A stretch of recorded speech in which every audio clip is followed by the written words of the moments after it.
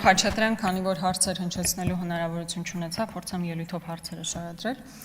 Տեսեք, միայն այն հանգամանքը, որ ընդամենը 16,000 բնակարան է տրամադրվել, նշանակում է, որ ծրագիրը որպես այդպեսին լավ չի աշխատում։ Ես գիտեմ, որ դուք ձեր ելույթում ասում եք, որ արդեն այդքան բնակարան տրվել է, բայց ընկալմամբ դա ընդամենը 16,000 բնակարան է,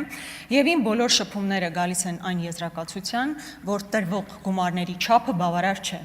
Դուք այս ամբիոնից իհարկե ասում եք, որ օրինակ 5 միլիոն տրամադրվում է տարբեր համայնքներ, հիմնականում մարզային բնակավայրեր, սահմանամերձ բնակավայրեր, բայց պարոն Խաչատրյան, այն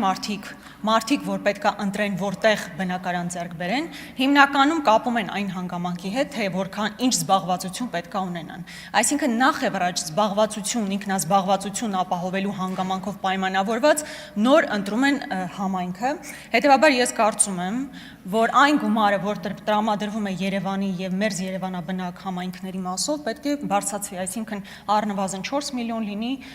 եթե չասեմ նույնիսկ ավելին։ Հետևաբար հարցադրումս հետևյալն է. 250 միլիոն վարկ ներգրավելու պայմաններում հնարավոր չէ արդյոք քննարկել ծրագիր, որով կավելացվի գումարը կոնկրետ այն բնակավայրերի մասով, որտեղ հիմնականում տեղակայված են արցախցիներն, իսկապես զբաղվածության խնդիր լուծելու հանգամանքով պայմանավորված։